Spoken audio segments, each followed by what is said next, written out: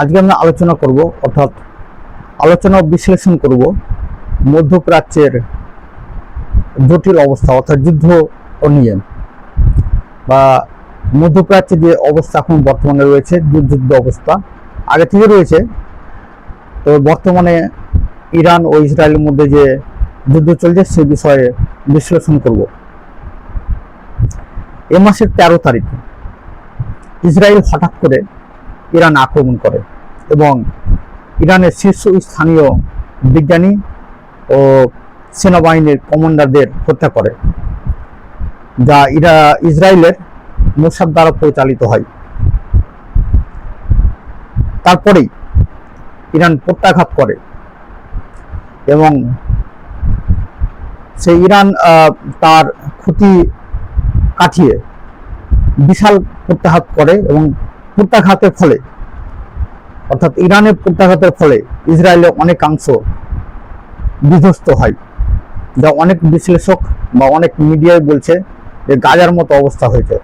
অর্থাৎ ইরান গাজাকে যেমন করেছে ঠিক তেমনই চিত্র ইসরায়েলে দেখা যাচ্ছে। ইসরায়েল অনেক জনগণ অন্য দেশে চলে যাচ্ছেন এবং ইসরায়েলের অনেক সামরিক স্থাপনা, রিসার্চ ইনস্টিটিউশন, যেগুলো তাদের সামরিক গবেষণা করে এবং তাদের তেল রিফাইনারি, এরকম অনেক গুরুত্বপূর্ণ স্থাপনায় ইরান হাইপারসনিক হামলা চালিয়েছে।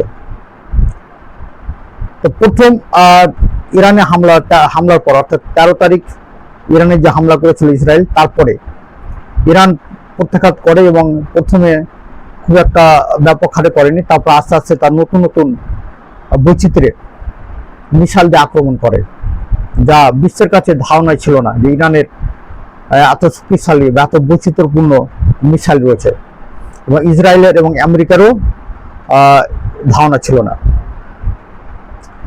এর আগে পারমাণবিক সমঝোতার জন্য আমেরিকা 60 দিন সময় দিয়েছিল, আর ঠিক 60 দিন পার হওয়ার পরে 61 দিনের দিন এই ইসরায়েল ইরান হামলা চালায়। প্রথমে আমেরিকা বলেছিল যে ইসরায়েলের এই হামলায় আমেরিকা যুক্ত নয়। তারপরেই ট্রাম্প ঘোষণা করেন যে তিনি জানতেন এবং 60 দিন সময় দিয়েছিল ইরানকে এবং 61 দিনের দিন ইসরায়েল হামলা চালিয়েছে। এবং অনেক বিশ্লেষক এবং আন্তর্জাতিক মিডিয়া যারা কাজ করেন তারা বলছিলেন যে আমেরিকার ইশারা ছাড়া ইরান হামলা চালানো অসম্ভব, অর্থাৎ আমেরিকার ইশারাতেই ইসরায়েল হামলা চালিয়েছে। কিন্তু ইরানের যে প্রত্যাঘাত এত মারাত্মক হবে সেটা কেউ ভাবতে পারেনি। ইসরায়েল এবং আমেরিকা ভাবতে পারেনি এবং অন্যান্য দেশও ভাবতে পারেনি। তো আজকে এবং ইরান এর তখনই বলেছিলেন যে যারা এই হামলার সঙ্গে, অর্থাৎ ইসরায়েলের সঙ্গে যারা যারা যুক্ত আছে বা ইসরায়েলকে হামলা করতে যারা সহযোগিতা করবে তাদের ঘাঁটিগুলো তাদের মানে হামলার নিশানায় থাকবে, অর্থাৎ সেই ঘাঁটিগুলো ইরান হামলা চালাবে।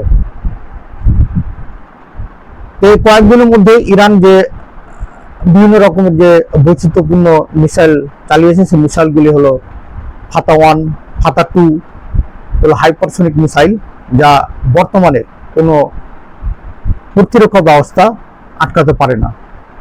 তারপরে খাইবার যেটাকে বলা হচ্ছে খুরাম শহর 4 মিসাইল, সিদ্দিল মিসাইল, যেটা নিয়ে বিশ্বে ব্যাপক আলোড়ন তৈরি হয়েছে, বা ইসরায়েল এবং অন্যান্য দেশে যা এরকম মিসাইল কখনো দেখেনি। সিদ্দিল মিসাইল পুরো আঁকাবাঁকা হয়ে চলতে পারে এবং রাডার সিস্টেমকে ফাঁকি দিতে পারে।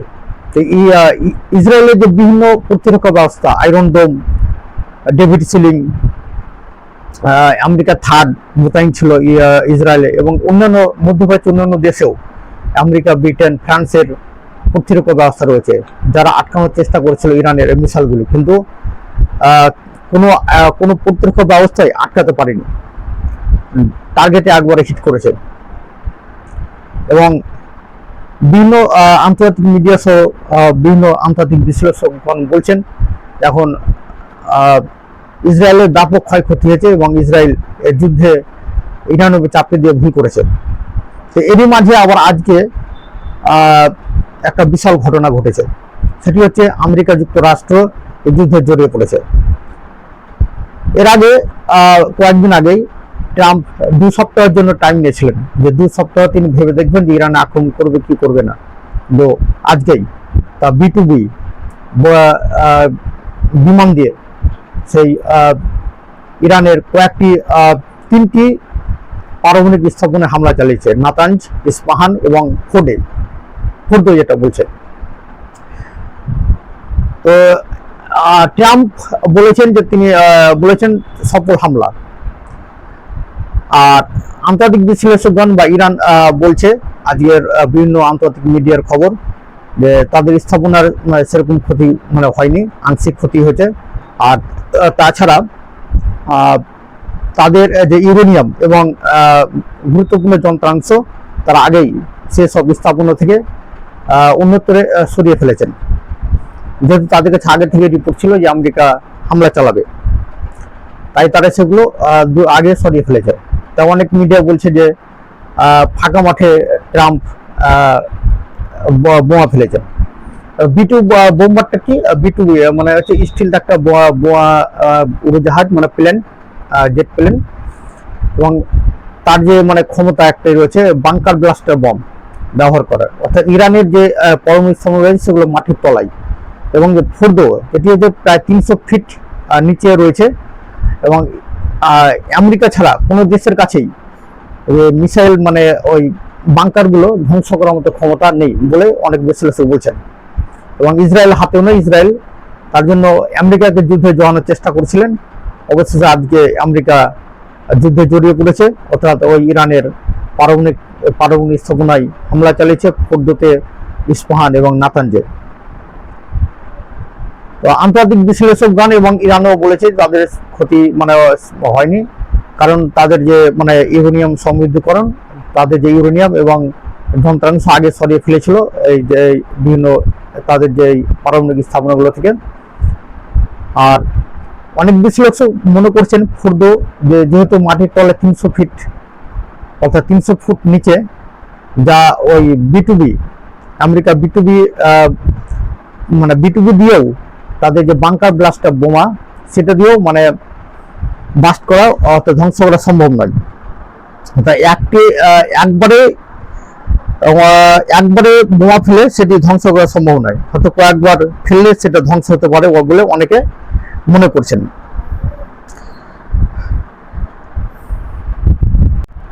এবং আমেরিকা যুক্তরাষ্ট্র তার যে B2B স্টিলথ বোমারু বিমানের মাধ্যমে যে বোমাটা বাংকার ব্লাস্টার বোমা ব্যবহার করেছে সেটির নাম হচ্ছে GBU-57AB। এটি সবচেয়ে বেশি গভীরে আঘাত করতে পারে, অর্থাৎ বাংকার ধ্বংস করতে পারে। এই বোমার 3টা ভ্যারিয়েশন আছে, তার মধ্যে এটি হচ্ছে GBU-57A।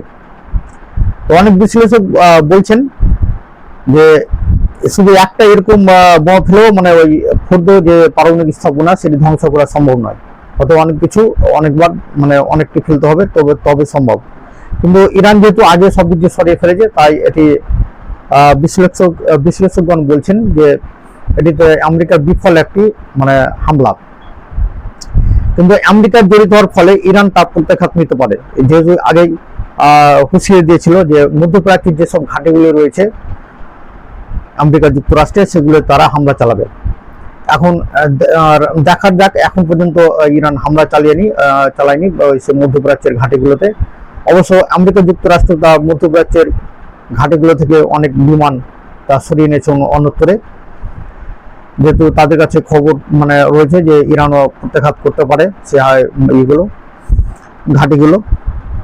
এবং সে সঙ্গে একটা বিশাল প্রশ্ন বা অনেক বিশ্লেষকগণ মনে করছেন যে ইরান যদি আবার মার্কিন যুক্তরাষ্ট্রের ঘাঁটিগুলোতে প্রত্যাঘাত করে, তবে হয়তো যুদ্ধ আরো বিশাল হারে ব্যাপক হারে ছড়িয়ে পড়তে পারে, এবং সে সঙ্গে চীন, রাশিয়া আরো এসব বিভিন্ন দেশ যুক্ত হয়ে যেতে পারে, অর্থাৎ তৃতীয় বিশ্বযুদ্ধের দিকে চলে যেতে পারে। এবং কিন্তু আরেকটি ব্যাপার, ইরান একাই ইসরায়েলের যে বেআইনি যুদ্ধ, অর্থাৎ ইসরায়েল অবৈধভাবে বেআইনিভাবে ইরানের উপরে যুদ্ধ চাপিয়ে দিয়েছে হামলা করে। এবং এর আগেও আপনারা দেখেছেন যে প্যালেস্টাইনকে গাজা পুরো নষ্ট করে দিয়েছে ইসরায়েল, এবং সিরিয়াতে বোমা ফেলেছে। এভাবে ইসরায়েল মানে একের পর এক মানে করেই চলে যাচ্ছে, অন্যায় করে যাচ্ছেন। এবং ইরানেরও অনেকদিন ধরে ইরানের অনেক বিজ্ঞানীকে হত্যা করেছে, গুপ্ত হত্যা চালিয়েছে। ইরান অনেক সহ্য করেছে বলে অনেক বিশ্লেষক মনে করছেন। এবং বর্তমানে আজকে যে আমেরিকা যুক্তরাষ্ট্র হামলা চালালো ইরানের এই পারমাণবিক স্থাপনায়, যদিও অনেকে মনে করছেন যে এই হামলাগুলো ব্যর্থ হয়েছে, অর্থাৎ যেহেতু ইরান সবকিছু সরিয়ে ফেলেছে এবং এবং যেহেতু মাটির অনেক গভীরে, তাই সেগুলো সেরকম ক্ষতিগ্রস্ত হবে না। এবং ইরানও বলেছে যে তাদের পারমাণবিক স্থাপনা মানে ক্ষতিগ্রস্ত হয়নি। এবং যেটা আন্তর্জাতিক আণবিক সংস্থা রয়েছে তারাও কিন্তু মানে এর আগে ইসরায়েল হামলা চালিয়েছিল, এর আগে তারা প্রমাণ দিয়েছেন যে বলেছেন যে কোনো রকম বিকিরণ দেখা যায়নি সেসব মানে স্থাপনাগুলো থেকে। এবং ইরানও বলেছিল যে মানে তাদের সেগুলো অক্ষত রয়েছে, আজকেও এখন পর্যন্ত কোনো বিকিরণ দেখা যায়নি, অর্থাৎ সে পারমাণবিক স্থাপনাগুলো সুরক্ষিত রয়েছে। এখন যেটি ব্যাপার হচ্ছে ইরান এই যে ইসরায়েলের বিরুদ্ধে একাই লড়ছে। মুসলিম দেশগুলো শুধু কি করছে, শুধু নিন্দা জানিয়েছে, কিন্তু পাশে এখন পর্যন্ত কোনো মুসলিম দেশ দাঁড়ায়নি। ওআইসি মিটিং হলো, ওআইসিতে শুধু নিন্দা জানানো হয়েছে। এবং ওআইসিতে রিসেপ তাইপ এরদোয়ান, তুরস্কের যে প্রেসিডেন্ট, তিনি নেতানিয়াহুকে হিটলারের সঙ্গে তুলনা করেছেন। আর অবশ্যই হিটলার মতো কাজ করেছেন, কারণ গাজাটাকে পুরো নষ্ট করে দিয়েছে, প্যালেস্টাইনকে পুরো ধ্বংস করে দিয়েছে ইসরায়েল। তো যাই হোক, তো এখানে আন্তর্জাতিক বিশ্লেষকগণ মনে করছেন যে ইরানের পাশে মুসলিম দেশগুলো সরাসরি এখনো জড়ায়নি, শুধু নিন্দা জানিয়েছে। এর পিছনেও বেশ কিছু কয়েকটি কারণ হচ্ছে, অনেক আন্তর্জাতিক বিশ্লেষক মনে করছেন, বা অনেক মিডিয়াতে এটা মানে আলোচনাও হচ্ছে যে মধ্যপ্রাচ্যে তিনটি মুসলিম দেশের মধ্যে একটি নেতৃত্ব দেওয়া নিয়ে একটি চলছে, মানে প্রতিযোগিতা বলা যেতে পারে। ইরান চাইছে সে মধ্যপ্রাচ্যে সেই নেতৃত্ব দেবে, যে সৌদি আরব নেতৃত্ব দেয়, তো তারাও চাইছে আমরাই দেব। এদিকে তুরস্ক মনে চাইছে যে তারাই মধ্যপ্রাচ্যে নেতৃত্ব দেবে। এবং একটা মানে তিনটে মানে দেশের মধ্যে, মুসলিম দেশের মধ্যে একটা প্রতিযোগিতা মনে হচ্ছে যেন চলছে। ইতিমধ্যে আবার ইরানের পররাষ্ট্রমন্ত্রী তিনি কয়েকদিন আগেই সৌদি আরব, পাকিস্তান, ইরান এবং তুরস্ক নিয়ে একটি বাহিনী গঠন করার কথা প্রস্তাব দিয়েছিলেন। এবং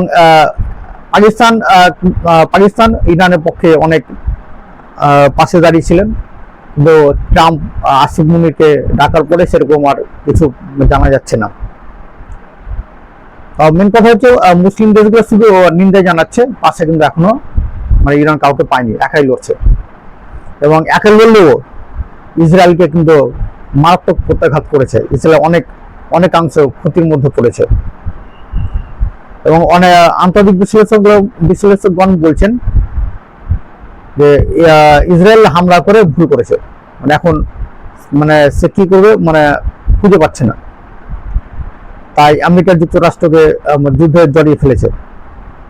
কারণ আমেরিকা যুক্তরাষ্ট্র যেহেতু জড়িয়ে পড়েছে আজকে, এরপরে যুদ্ধ আরো বাড়তে পারে, বা অন্যান্য দেশও এর সঙ্গে যুক্ত হতে পারে। আরো কয়েকটি বিষয়, যে আমেরিকা যুক্তরাষ্ট্রে F-35, যাকে বলা হতো যে রাডারে ধরা পড়ে না এবং বিশ্বের সবচেয়ে অ্যাডভান্সড জেট, সে ফিফথ জেনারেশনের F-35 ইরান দাবি করেছে ইতিমধ্যে তারা 5টি F-35 নামিয়েছে, অর্থাৎ গুলি করে ধ্বংস করেছে। ইসরায়েল যখন ওই F-35 দিয়ে হামলা চালাতে যাচ্ছিল, তখন তারা সেই 5টি F-35 দিয়ে তারা নামিয়েছে বলে জানিয়েছে।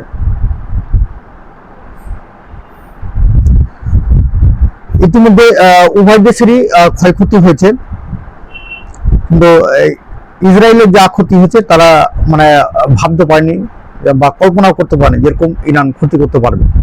কারণ তাদের আইন নিয়ে তারা বিশাল দাবি করত যেটা কেউ ভেদ করতে পারবে না। কিন্তু তারপরে আমেরিকা যুক্তরাষ্ট্র থার্ড মোতায়েন করেছিল, প্যাট্রিয়ট, ডেভিড সিলিং, এরকম অনেক আরো আরো আরেকটা আকাশ প্রতিরক্ষা ব্যবস্থা রয়েছে ইসরায়েল। কিন্তু সব মাল্টিপল আকাশ প্রতিরক্ষা ব্যবস্থা ভেদ করে ইরানের মিসাইলগুলো পুরো হামলা চালিয়েছে, অর্থাৎ নিখুঁত টার্গেট আঘাত করেছে। এবং বিশ্বের প্রথম F-35 যে নামেছে ইরান, তারা দাবি করেছেন। আরেকটি খবর, যে ট্রাম্পের জন্য পাকিস্তান নোবেল পুরস্কারের জন্য সুপারিশ করেছে। জানে বিশ্ব বিশাল হইচই শুরু হয়েছে এবং পাকিস্তানের মধ্যেও অনেক হইচই শুরু হয়েছে, অনেকে বিরুদ্ধে বলেছেন বলে আন্তর্জাতিক খবর মাধ্যমগুলোতে জানা যাচ্ছে যে আমেরিকা যুক্তরাষ্ট্রের ট্রাম্প সে গাজায় হামলা চালাতে, ইসরায়েলকে হামলা চালাতে বা গাজাকে ধ্বংস করতে ইন্ধন জুগিয়েছে, গাজাকে খালি করতে বলেছে। আবার এদিকে ইরানে হামলা চালিয়েছে, তার উপরে আবার তার নাম সুপারিশ করেছে পাকিস্তান নোবেলের, শান্তিতে নোবেলের জন্য, যা হাস্যকর বিষয়।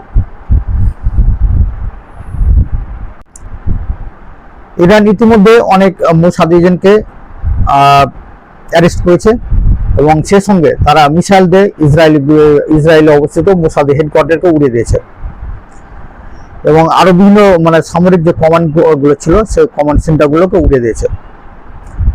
তাই বলা যায় অনেক বিশ্লেষক বর্তমানে ইরানের দিকে পাল্লা ভারী রাখছেন।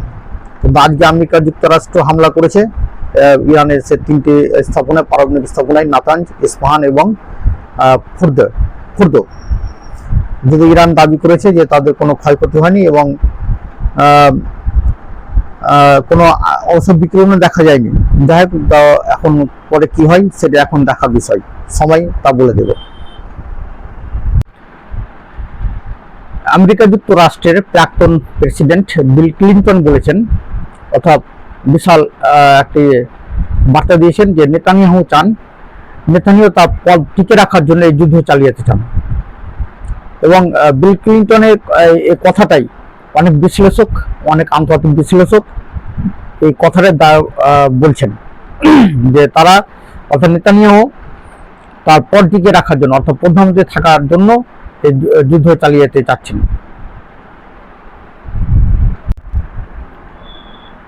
এদিকে কয়েকদিন আগে খবর পাওয়া যাচ্ছিল যে এনডিটিভিও বলছিল বা আরো বিভিন্ন মিডিয়া থেকে জানা গেছে যে চীনের কয়েকটি কার্গো বিমান ইরানে পৌঁছেছে এবং ইরানে পৌঁছানোর পরে সেগুলো রাডারে আর দেখা যাচ্ছে না। এরকম বেশ কিছু নিউজ আমরা বিভিন্ন চ্যানেলে দেখতে পেয়েছি, বিভিন্ন আন্তর্জাতিক মিডিয়া এগুলো খবর করেছে। আবার আরেকটি ঘটনা, আরেকটি খবর যে বিভিন্ন নিউজ আমরা দেখেছি যে রাশিয়ার প্রেসিডেন্ট ভ্লাদিমির পুতিনকে সাংবাদিক জিজ্ঞেস করেছিলেন যে ইরানকে সহযোগিতার ব্যাপারে। তো প্রেসিডেন্ট ভ্লাদিমির পুতিন তিনি জানিয়েছিলেন যে ইরান এখনো পর্যন্ত সহযোগিতা চায়নি। তো সহযোগিতা চাইলে হয়তো অবশ্যই পাশে থাকবে, এরকম একটা ইঙ্গিত পাওয়া গেছে।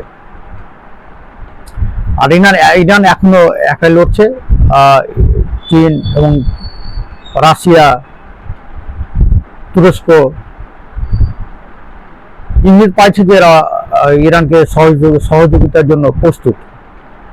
এখন সময় দেখা যাবে, বা এরকম হতে পারে যে হয়তো ইসরায়েল যেমন আমেরিকার কাছে সরাসরি সাহায্য চাইছে, ইরান যখন হয়তো সরাসরি সাহায্য চাইবে এদের কাছ থেকে, চীনের কাছ থেকে, রাশিয়ার কাছ থেকে, তুরস্কের কাছ থেকে, তখনই হয়তো সরাসরি সহযোগিতা করবে। ইরান আরো জানিয়েছে যে ইরান তার ক্যাপাবিলিটি, অর্থাৎ সামরিক সক্ষমতার 30% কেবল ব্যবহার করেছে। এখনো তাদের 70% ক্যাপাবিলিটি রয়েছে, যা এখনো তারা প্রকাশ করেনি। এই 30%-এ ইসরায়েল তছনছ হয়ে গেছে, অর্থাৎ ইসরায়েলের অনেকাংশে অনেক ক্ষতি হয়েছে, যা বিভিন্ন আন্তর্জাতিক মিডিয়া থেকে, যেমন BBC, Al Jazeera, Bloomberg, Fox এরকম টাইমস অফ ইন্ডিয়া এরকম বিভিন্ন চ্যানেলের চিত্র থেকে দেখা যাচ্ছে যে ইসরায়েলে অনেক ক্ষতি হয়েছে এবং অনেক গাজার মতো দেখে মনে হচ্ছে। তো যাই হোক, ইরান এখনো জানাচ্ছে তাদের অনেক চমক এখনো বাকি রয়েছে।